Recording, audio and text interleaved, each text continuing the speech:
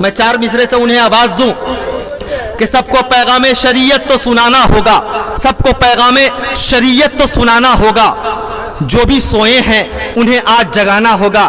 گرچہ یہ مصرع اس وقت کے لیے ہے جب آخری پہر میں، لیکن جب ججیز صاحب کا نام ہو تو صبح کے سورج نکلتے وقت لوگ سوتے کیوں ہیں؟ ویسے بھی جاگے رہیں گے۔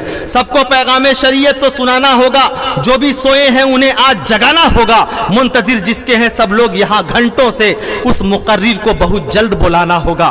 4 مصرے اور ان کی نظر کرتا ہوں کہ دلوں میں جستجو بڑھتی ہے اور تنویر ہوتی ہے۔ دلوں میں جستجو، دیکھیں بھائی 20 سے تھیلا لے کے کن کا بھاگے ہوئے چلے جا رہے ہیں؟ اگر اپنا تھیلا ہے تو کوئی شکایت نہیں ہے اور آپ لوگ آرام سے بیٹھے رہیے۔ 4 مصرے نظر کرتا ہوں کہ دلوں میں جستجو بڑھتی ہے اور تنویر ہوتی ہے، سبھی مردہ دلوں میں زندگی تحریر ہوتی ہے، دلائل جب یہ دیتے ہیں تو عقلیں دنگ رہتی ہیں۔ ہمارے شیخ کی کچھ اس طرح تقریر ہوتی ہے۔ مائک پر پورے وقار و اعتبار کے ساتھ فضیلت الشیخ جرجیس چترویدی حفظہ اللہ و تولی آپ کے بیچ۔ السلام علیکم ورحمۃ اللہ وبرکاتہ۔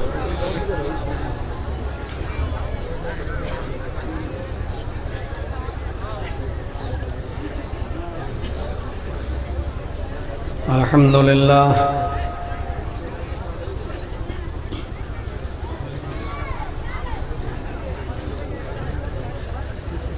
الحمدللہ نحمدہ ونستعینہ ونستغفرہ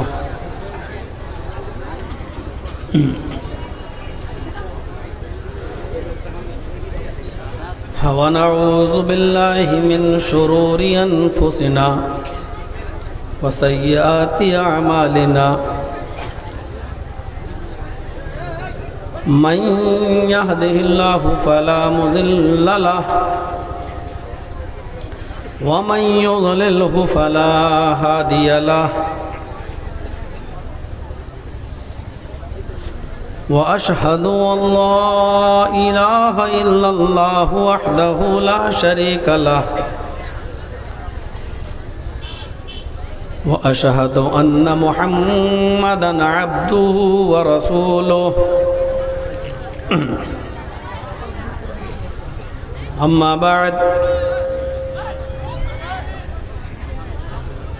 فإن خير الحديث كتاب الله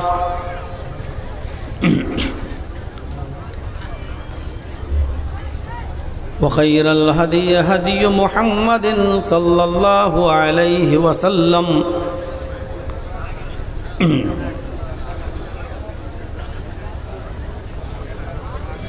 وشر الأمور محدثاتها وكل محدثة بدعة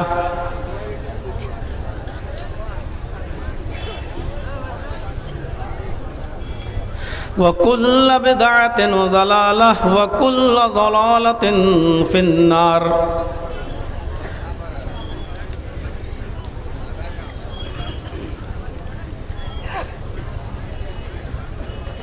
اعوذ باللہ من الشیطان الرجیم،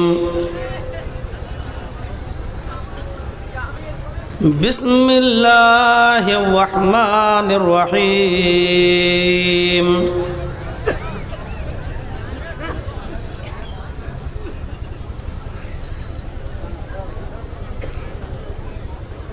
یا بنی آدم خذوا زینتکم عند کل مسجد وکلوا واشربوا ولا تسرفوا انہ لا يحب المسرفین۔ رب اشرح لی صدری ویسر لی امری وَاحْلُلْ عُقْدَةً مِّن لِّسَانِي يَفْقَهُوا قَوْلِي۔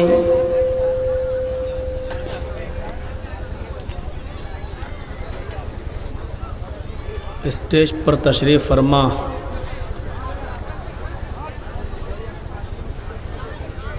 آپ کے اس علاقے کے ہرن پور ہاتھ کاٹھی اور اس کے اطراف و اکناف کے موقر علماء کرام،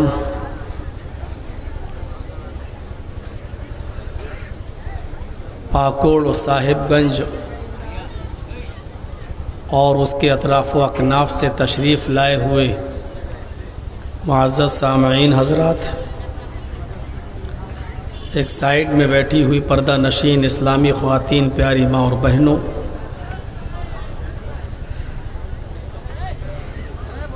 ایک طویل عرصے کے بعد اس علاقے میں میری آمد ہو رہی ہے،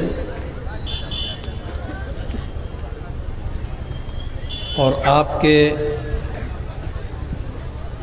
اس علاقے کی معروف شخصیت جو ہمارے قدیم دوست بھی ہیں، جناب مصلح الدین صاحب، بار بار انہوں نے فون کیا اور کئی دنوں سے برابر کانٹیکٹ میں رہے، اور جب تک یہ پروگرام 27 فروری کا ان کو مل نہیں گیا تب تک انہوں نے مجھے چین کی سانس نہیں لینے دی۔ کافی کوشش انہوں نے کی اور بہرحال ان کی کوششیں رنگ لائیں اور پروگرام ان کو ملا۔ اور سب سے بڑی بات یہ ہے کہ میں اس پروگرام میں شرکت کر لیا، کیونکہ ابھی کئی پروگرام میں ہم جا نہیں سکے۔ 21، 22، 23، 24، 25 اور 26 یہ پروگرام ہمارے بہاری علاقے میں تھے، کسی پروگرام میں ہم نہیں جا سکے۔ 26 کا پروگرام بھی جامعہ سلفیہ کے مفتی صاحب نور الہدیٰ صاحب بیچارے اپنے علاقے کے لیے لیے ہوئے تھے، لیکن بدقسمتی یہ رہی کہ میں ان کے جلسے میں بھی نہیں جا سکا۔ جلدی جلدی کورٹ کی تاریخیں پڑتی رہیں۔ لاک ڈاؤن کے بعد تاریخیں تھوڑا جلدی مل رہی ہیں، ہر دوسرے تیسرے دن، اس لیے مجھے سب سے پہلے اپنے آپ کو بھی دیکھنا ہے، تو پریشانی تھی اور میں نہیں جا سکا۔ یہ 2 دن کا ٹائم مل گیا، سیٹرڈے کو یعنی کل، اور پرسوں 2 دن کورٹ بند تھی، تو میں نے مصلح الدین صاحب سے کہا کہ آپ کے ہاں لگتا ہے کہ میں پہنچ جاؤں گا انشاءاللہ۔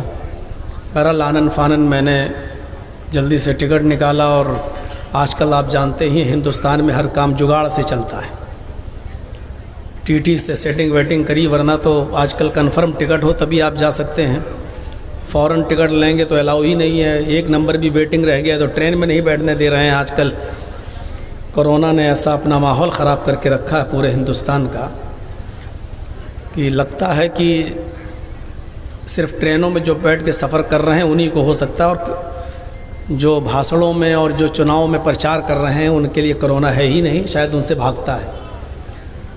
وہ صرف جلسوں میں ہوتا ہے یا مرکز میں نظام الدین میں مولانا صاحب کے مرکز میں ہوتا ہے، اور جہاں نیتا لوگ پرچار کریں گے چاہے وہ لاکھوں کی تعداد میں ہوں، وہاں کرونا نہیں ہوتا ہے۔ کرونا مسجدوں میں ہوتا ہے، کرونا ہاسپٹل میں ہوتا ہے، کرونا ٹرینوں میں ہوتا ہے، کرونا چناؤ پرچار میں نہیں ہوتا ہے۔ تو ہم بھی اسی کے شکار ہیں۔ اللہ تعالیٰ نے یہاں تک پہنچایا۔ اللہ تعالیٰ سے دعا ہے کہ بار الہ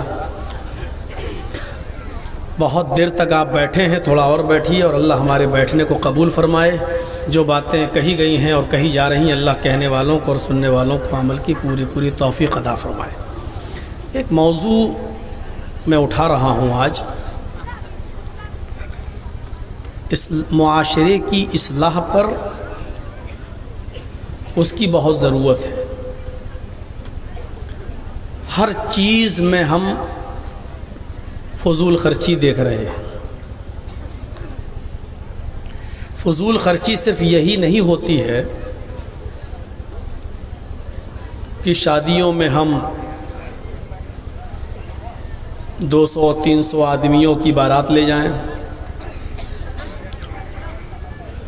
طرح طرح کے پکوان پکائیں،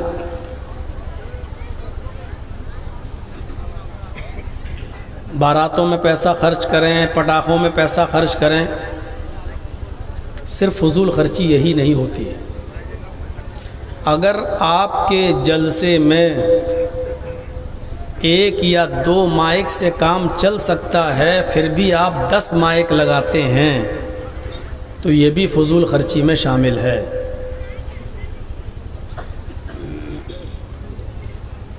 آپ نے اگر 10 مولانا کو اسٹیج پہ بلایا ہے اور دعوت دی ہے اور اس کے لیے 2, 3 یا 10 میٹر کا اگر ایک اسٹیج سے کام چل سکتا ہے، پھر بھی ہم 50 میٹر کا اسٹیج اگر بنا کر تیار کر رہے ہیں تو یہ بھی فضول خرچی ہے۔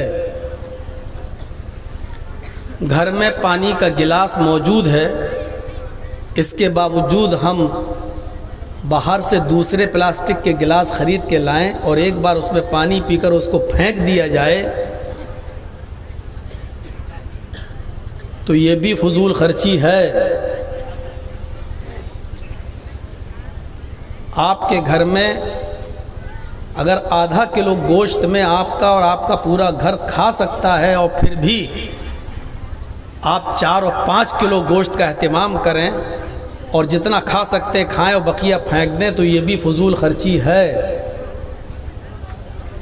فضول خرچی کا دائرہ صرف شادیوں تک محدود نہیں ہے، بیڑی سگریٹ اور پان تمباکو تک محدود نہیں ہے۔ فضول خرچی کا دائرہ بڑا وسیع ہے۔ ابھی میں آپ کو بتاؤں گا، جب آپ سنیں گے تو تعجب کریں گے۔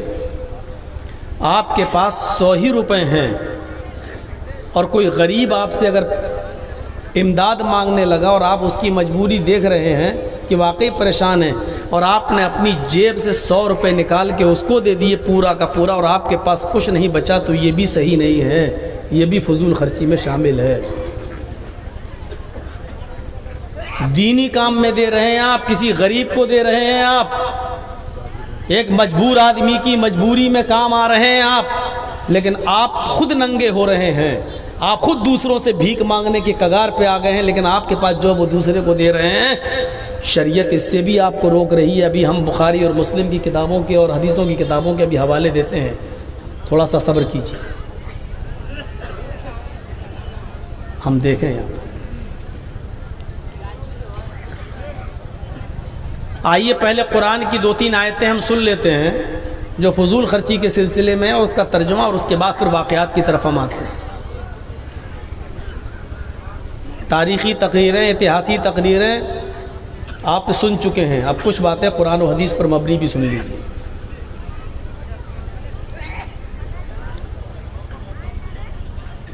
پہلی آیت وہ ہے جو میں نے خطبہ مسنونہ کے بعد پڑھی ہے، اس آیت کے ایک ایک لفظ کو پہلے غور سے سنیے۔ یا بنی آدم خذوا زینتکم عند کل مسجد وکلوا واشربوا ولا تسرفوا انہ لا يحب المسرفین۔ قرآن کریم کی آیت۔ اے آدم کے بیٹو، اے آدم کی اولاد، اے آدم کی سنتان، جب بھی تم مسجد کے اندر جاؤ تو مسجد میں جاتے وقت تم زینت اختیار کر لیا کرو، مکمل کپڑے پہن لیا کرو، خوبصورت ڈریس پہن لیا کرو، اچھی زینت اختیار کر لیا کرو۔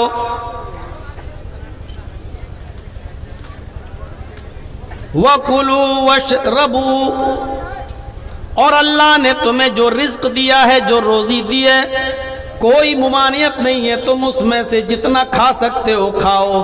وَاشْرَبُوا، اور خوب پیو، جو مشروب حلال ہیں تمہارے لیے، جو پینے کی چیزیں حلال ہیں تمہارے لیے وہ خوب پیو، جو چیزیں تمہارے لیے کھانے کی حلال کی گئی ہیں تم اس میں سے خوب کھاؤ۔ بس ایک بات یاد رکھنا، وَلَا تُسْرِفُوا، کھانے اور پینے کی چیزوں میں بھی حد سے تجاوز نہ کرنا، اسراف نہ کرنا، بے جا خرچ نہ کرنا، فضول خرچی نہ کرنا۔ حلال چیزیں کھانے کی اجازت ہے، حلال چیزیں پینے کی اجازت ہے۔ پہلے کہہ رہا اللہ کھاؤ اور پھر یہ کہہ رہا ہے پیو، یعنی کھانے اور پینے کی چیزوں میں نہیں روک رہا ہے، لیکن ادھر بھی ایک احتیاط برت، کیا کہا گیا؟ وَلَا تُسْرِفُوا، کھانے اور پینے کی چیز میں بھی فضول خرچی مت کرنا، بے جا اسراف مت کرنا، زیادہ حد سے تجاوز مت کرنا. اور آگے ایک اصول بتا دیا, انہ لا یحب المسرفین, بے شک یقیناً اللہ تعالی حد سے زیادہ تجاوز کرنے والوں کو, بیجا خرچ کرنے والوں کو پسند نہیں کرتا ہے. گوشت کھانے سے نہیں روکا ہے, کھاؤ, لیکن اگر آدھا کلو میں کام چل رہا ہے تو 1 کلو کھا رہے ہو یا 1 کلو لا رہے ہو اور آدھا بیکار ہو رہا ہے, یہ فضول خرچی میں شامل ہے. آپ کو معلوم ہے کہ 1 گلاس دودھ ہم پی سکیں گے, 2 گلاس پی لیں گے تو میرا لیور, میرا ہاضمہ خراب ہو جائے گا, ہمیں موشن ہو جائیں گے. لیکن پھر بھی چونکہ دوسرے کا ہے, دوسرے کے یہاں کھانے کو مل رہا, پینے کو مل رہا, تو 1 گلاس پی لیا اور ہاتھ لائیے, وہ بھی پی گئے. جبکہ آپ کو معلوم ہے کہ ہم 1 گلاس ہی پی سکتے ہیں, دوسرا گلاس ہمیں نقصان کر سکتا ہے, آپ پی رہے ہیں, یہ فضول خرچی میں شامل ہے.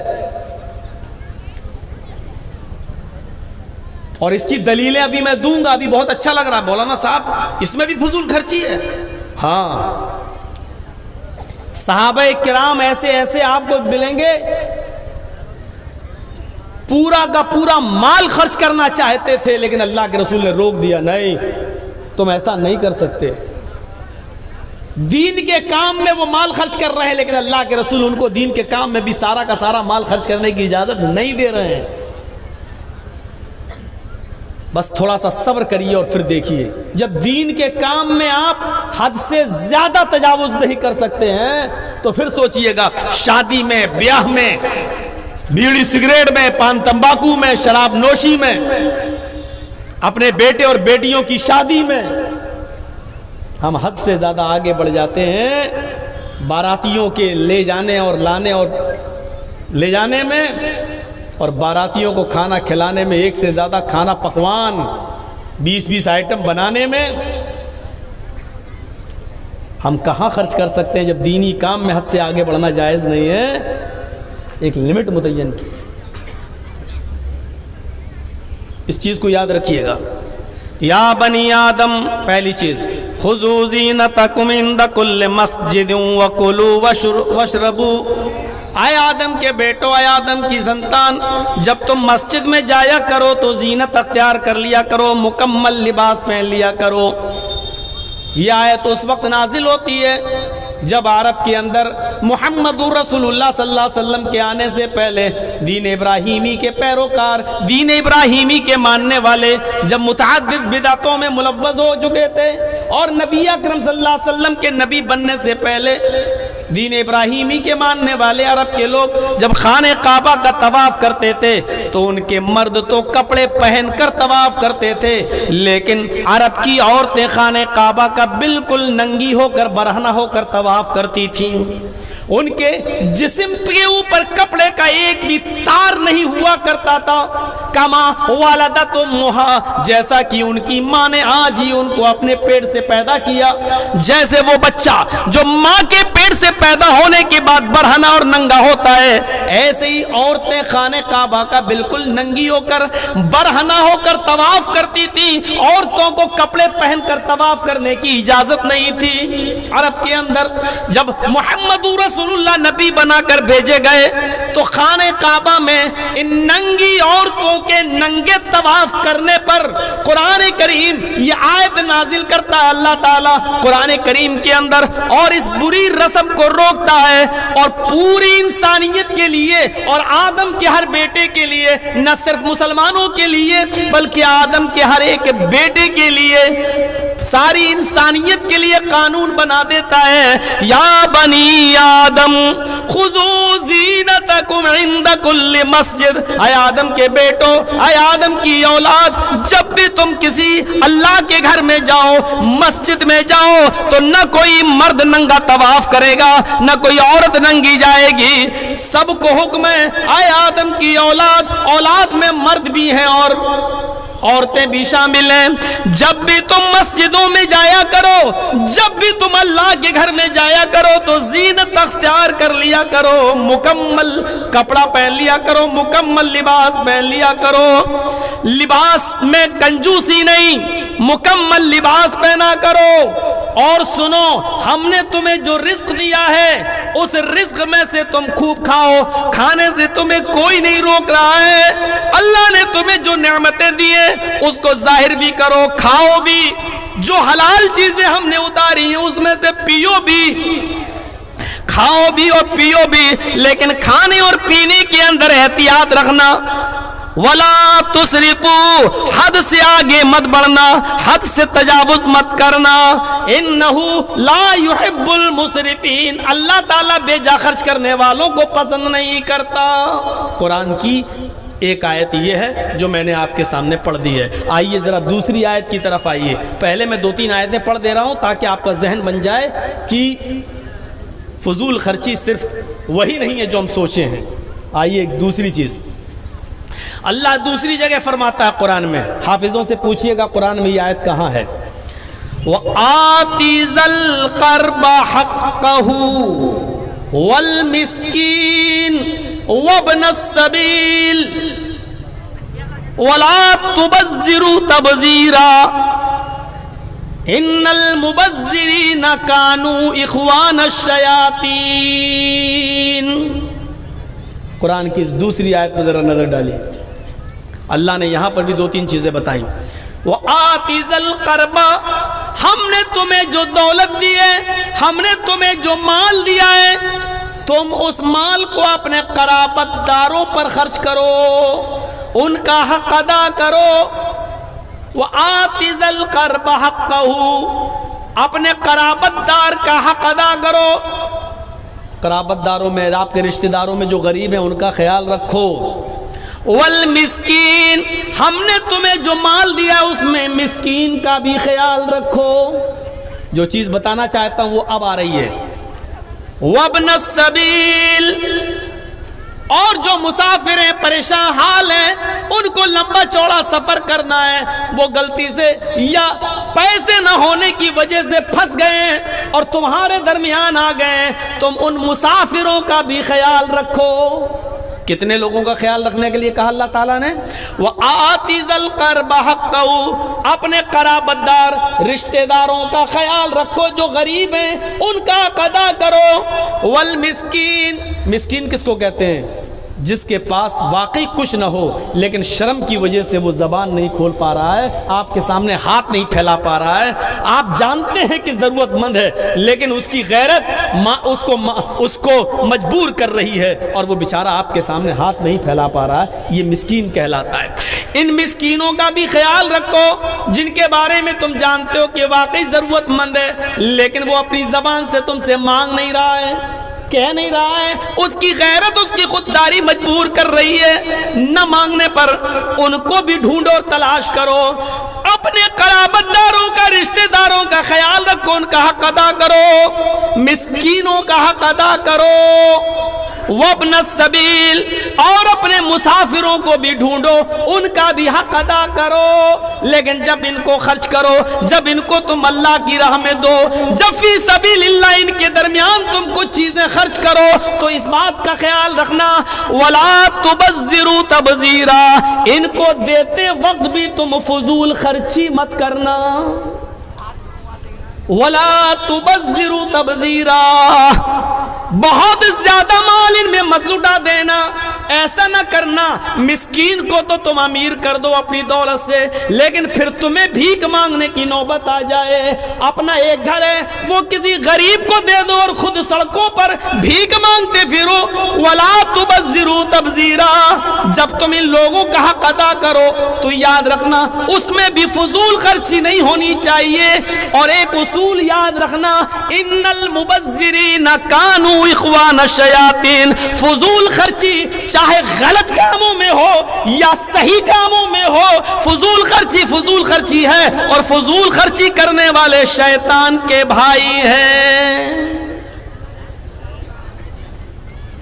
غلط کاموں میں فضول خرچی تو سمجھ میں آ رہی ہے لیکن اچھے کاموں میں بھی فضول خرچی اس کو منع کر رہا اللہ تعالیٰ، یہ سمجھ میں نہیں آ رہا۔ ابھی واقعات جب رکھیں گے آپ کے سامنے تو سب پورا نقشہ سامنے آ جائے گا۔ وَلَا تُبَذِّرُوا تَبْذِيرًا، فضول خرچی مت کرنا۔ جب تم اللہ کی راہ میں خرچ کرو تو اس میں بھی فضول خرچی نہیں ہونی چاہیے. ان المبذرین کانوا اخوان الشیاطین، فضول خرچی کرنے والے شیطان کے بھائی ہیں. وکان الشیطان، اور شیطان لربہ کفورا، اپنے رب کا بڑا ہی ناشکرا ہے. جو شیطان اپنے رب کا ناشکرا ہو وہ تمہارا شکر گزار کیسے ہو سکتا ہے؟ جو اپنے رب کی نافرمانی کرتا ہو وہ تمہارا محسن کیسے ہو سکتا ہے؟ وہ تمہارا کھلا ہوا دشمن ہے. اس لیے یہ اصول بھی یاد رکھنا، قرابت داروں کا حق ادا کرنا، مسکین کا حق ادا کرنا، مسافر کا حق ادا کرنا، لیکن ان کا حق ادا کرتے ہوئے بھی فضول خرچی نہیں کرنا. فضول خرچی کرنے والے شیطان کے بھائی ہیں. اب ایک آیت اور پڑھنے جا رہا ہوں، اس کو بھی آپ ذہن میں رکھیے. یہ آیت آپ کو آپ کے گھر پر خرچ کرنے کے لیے کہہ رہی ہے، آپ کی بیوی پر، آپ کے بچوں پر. لیکن اس میں بھی کیا کہا جا رہا ہے؟ والذین اذا انفقوا لم یسرفوا ولم یقتروا وکان بین ذلک قواما. یہ سورہ فرقان کی آیت ہے، اس کو آپ اپنے ذہن میں رکھیے. وعباد الرحمن الذین یمشون علی الارض حونا واذا خاطبهم الجاہلون قالوا سلاما والذین یبیتون لربهم سجدا وقیاما والذین یقولون ربنا اصرف عنا عذاب جہنم ان عذابها کان غراما. یہ پورے اللہ نے اپنے نیک بندوں کے اوصاف بیان کیے ہیں، اور یہ اوصاف بیان کرنے کے بعد پھر فرمایا والذین اذا انفقوا لم یسرفوا ولم یقتروا وکان بین ذلک قواما. آئے میرے بندو، جب تم اپنے بیوی پر، اپنے بچوں پر، اپنے گھر والوں پر خرچ کرو، ہم نے تمہیں جو مال دیا ہے وہ اپنے بیوی بچوں پر خرچ کرو. لیکن جب خرچ کرنے پہ آؤ، جب اپنے بیوی بچوں پر مال خرچ کرنے کا نمبر آئے، لم یسرفو، بے جا خرچ نہیں کرنا، ناجائز خرچ مت کرنا، ضرورت سے زیادہ خرچ مت کرنا، اسراف مت کرنا، ولم یقتروا، اور بخیلی بھی مت کرنا، ہاتھ روکنا بھی نہیں. اب بچہ بیمار ہے، ڈاکٹر اچھی دوا دیتا ہے، یہ 100 روپے کی دوا، نہیں جائیں، اس سے نہیں لیں، ہومیوپیتھک والے سے لے لیں، 10 روپے میں کام چل جائے گا. عید و بقرعید کا موقع ہے، بچے بھی آپ کے نئے کپڑا پہننا چاہتے ہیں، آپ کی بیوی بھی نیا کپڑا پہننا چاہ رہی ہے اور آپ کے پاس ہے، تو آپ اپنی بیوی کو کپڑا دلائیے. آپ جو خود پہنو وہ اپنی بیوی کو بھی پہناؤ، اپنے بچوں کو بھی پہناؤ. لیکن ایسا نہیں ہونا چاہیے کہ آپ کی گنجائش ہے 500 روپے کا کپڑا لانے کی، لیکن آپ اپنی بیوی کی فرمائش کو پورا کرنے کے لیے اپنی گنجائش اور اپنی حد سے پار کر کے اس کو 1500 روپے کا سوٹ دلانے چلے جائیں. آپ کی حیثیت ہے 500 روپے والا کپڑا پہننے کی، لیکن چونکہ عید کا دن ہے، ہمیں اپنے یار دوستوں میں اپنی شان و شوکت کو برقرار رکھنا ہے، اس لیے ہم اپنی حیثیت سے آگے بڑھ کے ہم 2000 کا سوٹ لا رہے ہیں اور ہم پہن رہے ہیں. تو یہ نہیں کرنا. لم یسرفو، حد سے زیادہ بھی مت بڑھنا، ولم یقتروا، اور بالکل تنگی بھی مت کر دینا. حیثیت 500 روپے کی ہے تو لاؤ 50 روپے والا کپڑا پہن. حیثیت ہے آپ کو 140 60 70 80 روپے کلو گوشت کھانے کی، نہیں صاحب، برڈ فلو میں مرغا چل رہا ہے، 50 روپے ہم یہی لے لیتے ہیں. اس سے بھی روکا، نہ حد سے آگے بڑھنا، ولم یقتروا، نہ بالکل تنگی کرنا، نہ بالکل ہاتھ کو روک لینا، نہ مٹھی بند کر لینا، نہ بالکل کھول دینا، نہ بالکل بند کرنا. وَكَانَ بَيْنَ ذَلِكَ قَوَامًا، دونوں کے بیچ میں رہنا، بیچ میں رہنا. یہ قرآن کی 3 آیتیں میں نے آپ کے سامنے رکھی ہیں. آئیے ان تینوں آیتوں کو اپنے ذہن میں رکھیے گا. اب میں ایک واقعہ سنانے جا رہا ہوں. اس واقعے کو سننے کے بعد آپ دنگ رہ جائیں گے کہ مولانا کیا نتیجہ نکال رہے ہیں. یہ واقعہ ہم مولویوں پر بھی فٹ بیٹھتا ہے، یعنی ہم لوگ بھی مجرم ہیں اس واقعے کی روشنی میں. بخاری شریف کا واقعہ.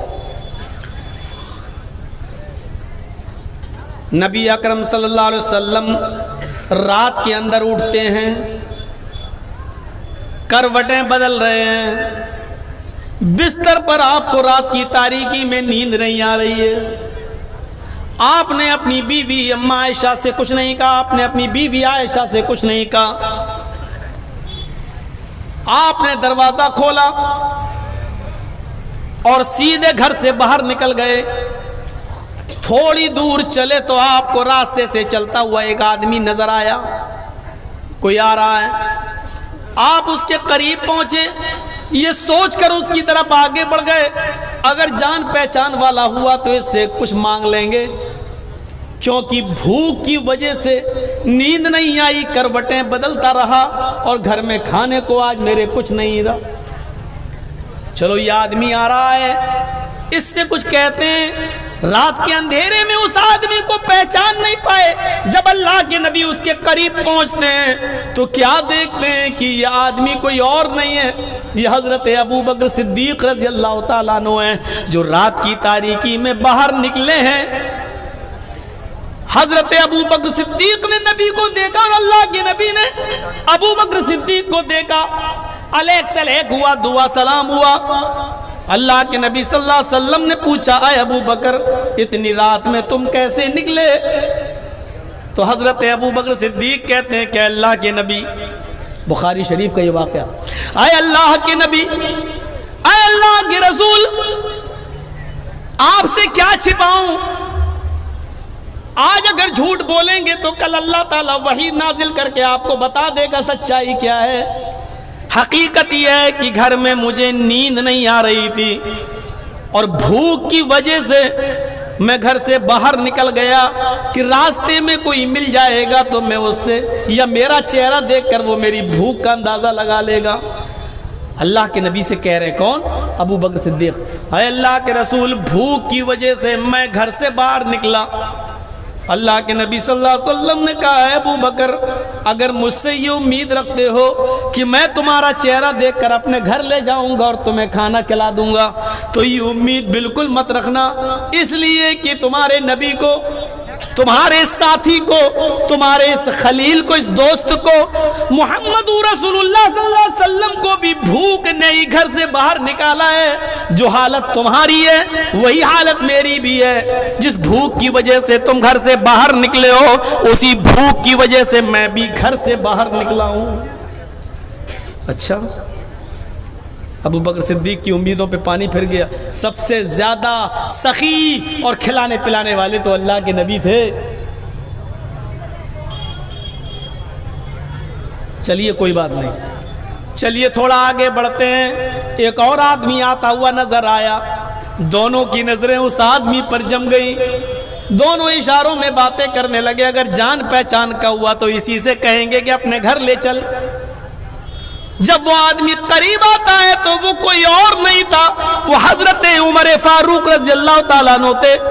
علیک سلیک ہوا اور ان دونوں نے پوچھا، ہے عمر اتنی رات میں اندھیرے میں اکیلے چلے آ رہے ہو، کیسے نکلنا ہوا، کہاں جانا؟ حضرت عمر فاروق بھی کہنے لگے، اللہ کے رسول جھوٹ بولنے سے کوئی فائدہ نہیں، سچائی ہی ہے کہ آج گھر میں کھانے کو کچھ نہیں مل سکا ہے، بھوک کی وجہ سے ہم گھر سے باہر نکلے ہیں، سوچا تھا کہ راستے میں کوئی مل جائے گا تو شاید ہماری حالت دیکھ کر وہ اپنے گھر لے جائے گا۔ اللہ کے نبی نے کہا، اے عمر تمہارے ساتھی ابو بکر کو بھی اسی بھوک نے گھر سے باہر نکالا، اور تمہارے ساتھی محمد رسول اللہ کو بھی اسی بھوک نے گھر سے باہر نکالا، اور تمہیں بھی بھوک نے گھر سے باہر نکالا۔ ہمارے پاس کچھ بھی نہیں ہے، اگر کسی ایک کے پاس ہوتا تو ضرور کھلاتے۔ چلو ایسا کرتے ہیں، اس رات میں مجھے ایک گھر معلوم ہے، آئیے اس گھر کی طرف چلتے ہیں۔ وہ گھر حضرت ابو الحیثم کا ہے، ابو الحیثم انصاری کا گھر ہے، چلیے ذرا ابو الحیثم کے گھر چلتے ہیں اور ان کے دروازے کو دستک دیتے ہیں۔ ان کے گھر میں اگر کھانے پینے کو کچھ ہوگا تو وہ ضرور کھلا دیں گے۔ یہ تینوں لوگ حضرت محمد رسول اور ابو بکر اور حضرت عمر، یہ تینوں لوگ ایک صحابی کے گھر جاتے ہیں. ان صحابی کا نام میں بتا چکا ہوں، ابو الحیثم انصاری. دروازے کو دستک دیتے ہیں، ان کے گھر کی کنڈی کھٹکھٹاتے ہیں، ان کے گھر کو دستک دیتے ہیں.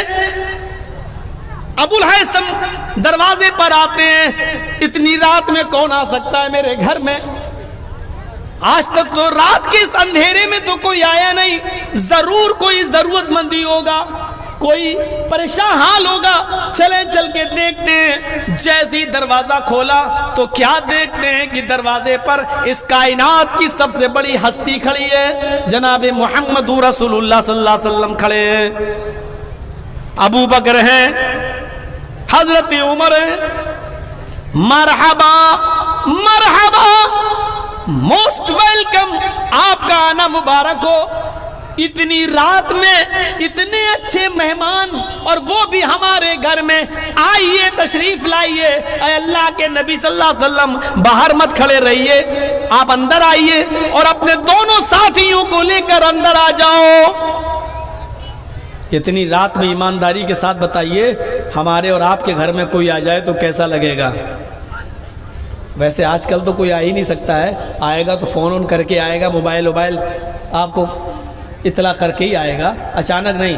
وہاں تو موبائل کا زمانہ ہی نہیں ہے، ٹیلی فون کا زمانہ ہی نہیں ہے، اور اچانک پہنچ گئے اور پیشانی پہ شکن نہیں آ رہی میزبان کے. ابو الحیثم، اتنے اچھے مہمان اتنی رات میں، وہ بھی ہمارے گھر، اندر آئیے. بخاری کے اندر یہ واقعہ، دروازہ کھولا، اندر آئیے. بتائیے، اندر جاتے ہیں، پانی لاتے ہیں، پیجئے. کیا بات ہوئی، کیسے آنا ہوا اللہ کے رسول اتنی رات میں؟ بتائیے. ہم بستر لگاتے ہیں، آپ آرام کریے، سوئیے. کہ نہیں. آیا ابو الحیثم، تکلف کی کوئی ضرورت نہیں ہے، بس اتنا بتا دو، تمہارے گھر میں اگر رات کا بچہ کھچا کچھ ہو تو بتا دو. رات کی اس تاریکی میں مجھے بھی بھوک نے گھر سے باہر نکالا، اور ابو بکر کو بھی، اور ان کے ساتھی حضرت عمر کو بھی. ہم تینوں بھوک سے نڈالے آئے ہیں، اور یہ امید سے آئیں کہ تمہارے گھر میں رات کا کچھ بچا ہوا ہو تو دے دو. ہم اللہ سے خیر و برکت کی دعا کریں گے اور اللہ اسی میں برکت دے گا. ابو الحیثم مسکراتے ہوئے کہتے ہیں، اے اللہ کے نبی، رات کا بچا ہوا تو کچھ نہیں ہے، رات کا بچا ہوا تو کچھ نہیں ہے، لیکن ہم اتنے بزدل بھی نہیں ہیں کہ گھر میں آئے ہوئے مہمانوں کے لیے کچھ انتظام نہ کر سکیں. بیٹھیے آپ، ابھی آپ کے لیے انتظام ہوتا ہے. اللہ کے نبی کو پتہ بھی نہیں. ابو الحیثم اندر جاتے ہیں. کچھ کچی اور پکی اور بیچ کی ہر قسم کی کھجوریں رکھی ہوئی تھی. مٹی کے ایک پیالے میں وہ اٹھا کے لے آئے اور کہنے لگے، اے اللہ کے نبی، تب تک آپ یہ کھجور کھائیے، آپ کے دونوں ساتھی ہیں، آپ لوگ کھجوریں کھائیے، میں ابھی آپ کے لیے کھانے کا انتظام کر دیتا ہوں. اندر جاتے اور اپنی ایک بکری کا بچہ، جس کی عمر تقریباً 1 سال کی تھی، یعنی قربانی کے لائق ہو چکا تھا، تقریباً 1 سال کا بکری کا بچہ، بکری بھی تھی، اس کا بچہ 1 سال کا. اس بکری کے بچے کو انہوں نے پکڑا. ایک ہی آدمی عرب کے اندر آج بھی کافی ہوتا ہے پورے بکرے کو ذبح کرنے کے لیے. ابو الحیثم نے پورا کا پورا بکرا گرا لیا اور جلدی سے اس کو ذبح کر دیا. چھری چلا دی، فوراً فوراً اس کی کھال ادھیڑ دی اور گوشت اس کی بوٹیاں بنا کر جلدی سے چولہے پر رکھ دی.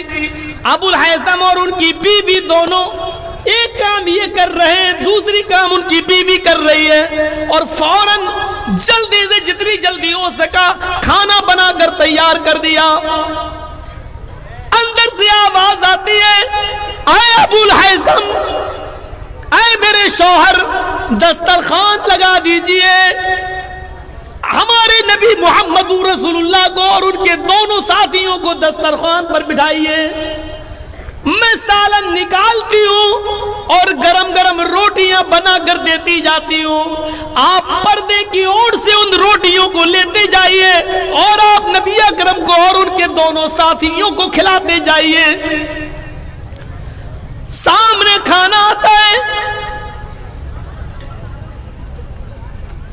देसी मुर्गा मांग मांग के खाने वालों, मेजबान पर मुसीबतें बनने वालों, फोन पर कहने वालों कि हम आ रहे हैं, देसी मुर्गा काट के रखना, बना के रखना, चाहे वो आप हो या हम जैसे मौलवी, अपने गरीबानों में झांक कर देखें इस वाक़े की रोशनी में जो सही बुखारी के अंदर दर्ज है। इतला और देते हैं कि आ रहे हैं, देसी मुर्गा काट के रखना, बना के रखना, तुम्हारे यहां से गुजरेंगे, खा के जाएंगे। मांग मांग के भी मेहमानी होती है कहीं, तुम्हारे बाप का वो नौकर है जो तुम्हारा हुक्म मानेगा, उसकी ना मजबूरी देखो, ना कुछ देखो, ना परेशानी देखो। यहां बकरा मौजूद, काट दिया, ज़िबा कर दिया, खाना बन के सामने आ गया। जैसे ही गोश्त और रोटियां सामने आई, भुना हुआ गोश्त सामने आया, इमाम कायनात की आंखों में आंसू आ गए, मोहम्मद रसूलुल्लाह सल्लल्लाहु अलैहि वसल्लम की आंखों में आंसू आ गए, रोने लगे। अबुल हैसम जब रोटियां रखने आए, नबी अकरम के आंखों में आंसू देके कहा, अल्लाह के नबी, आपने और आपके साथी तो भूखे थे, हमने तो खाने का इंतजाम किया है, जो मेरे पास मयस्सर था हमने फौरन इंतजाम कर दिया है। अल्लाह के नबी सल्लल्लाहु अलैहि वसल्लम की जबान से जो जुमले निकले वो बुखारी में देख लीजिए। आए अबुल हैसम, अल्लाह की कसम, वल्लाह वल्लाह, आए अबुल हैसम, वल्लाह लतुसअलुन्ना अन हाज़न नईमी यौमल क़यामा। जो नेमतें तुमने पकाकर हमारे सामने रख दी है, अल्लाह की कसम कयामत के दिन इन नेमतों के बारे में तुमसे पूछा जाएगा। अल्लाह की कसम कल कयामत के दिन इन नेमतों के बारे में तुमसे सवाल किया जाएगा। जो काम चंद खजूरों में हो गया था, फिर तुमने मजीद अपना बकरा ज़िबा क्यों कर दिया? और जो काम आधा और 1 किलो गोश्त में हो सकता था, उसके लिए तुमने पूरा का पूरा बकरा ज़िबा क्यों कर दिया? ला तुसालुन्ना अन हाज़न नईमी यौमल क़यामा। आए अबुल हैसम, कल कयामत के दिन तुमसे इन नेमतों के बारे में पूछा जाएगा, सवाल किया जाएगा। सिर्फ 100 बारातियों की जगह 500 ले जाना सिर्फ यही फजूल खर्ची नहीं है। शादियों में पटाखे और बंदूक की गोलियां चला लेना ही फजूल खर्ची नहीं है। तरह तरह के आइटम बनाकर आधा खिलाया जाए और आधा फेंक दिया जाए, यही फजूल खर्ची नहीं है। बीड़ी और सिगरेट खाकर और थूक दिया जाए पान खाकर, सिर्फ यही फजूल खर्ची नहीं है। फजूल खर्ची में ये चीज भी शामिल है। सुनो, उसने मेहमान नवाजी की थी, जनाबे मोहम्मद रसूलुल्लाह की हैसियत के मुताबिक मेहमान नवाजी की थी, लेकिन नबी अकरम ने उनको भी ये कह दिया, यही वो नेमतें जो तुमने मेरे सामने पेश की। आए अबुल हैसम, कल कयामत के दिन तुमसे इन नेमतों के बारे में सवाल किया जाएगा। कैसे लग रहे हैं इस वाक़े की रोशनी में हम और आप? अब आपके जहन में सवाल होगा, क्या किसी को अच्छा से अच्छा खिलाना भी बुरा है? नहीं। फिर मैं कहूँगा